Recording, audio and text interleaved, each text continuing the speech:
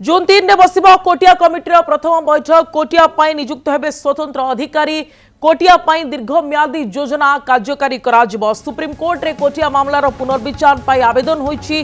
कोटिया लोक ओडिशा सहित थिले और रहिबे कथा कहिसेंति राजस्व मंत्री सुरेश पुजारी। कोटिया 16 जणिया टीम गठन करा जायछि। जो टीम कोटिया विवादर समाधान पाई चेष्टा करिबो सरकार को रिपोर्ट देबो जोंथिरे अध्यक्षता करिवे राजस्व मंत्री सुरेश पुजारी एवं सेही परिप्रेक्षी रे राजस्व मंत्री ये बयान देइछंती। जून 3 रे कोटिया जो कमिटी गठन करा जायछि से कमिटीर प्रथम बैठक बसिबा पई जाउछि। कौनसी प्रसंग उपरे एतिकी शक्तिशाली कमिटी केबे ओडिशा रे गठित हेई नथिला।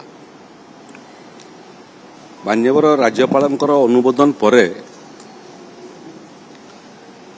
जो कोटिया समस्या को समाहित करिया पई मोर नेतृत्व रे कमिटी गठित होईची। तार member convener additional chief secretary राजस्व विभाग रे से अछंती एवं ये कमिटी रे शिक्षा विभाग स्वास्थ्य विभाग एवं ग्राम्य उन्नयन विभाग महिला एवं शिशु विभाग गृह विभाग एवं तार सांगरे सांगरे जो विभाग सबू विकास सांगरे संपृक्त समस्त विभागर सचिव माने मध्य ये कमिटीर सदस्य अछंती।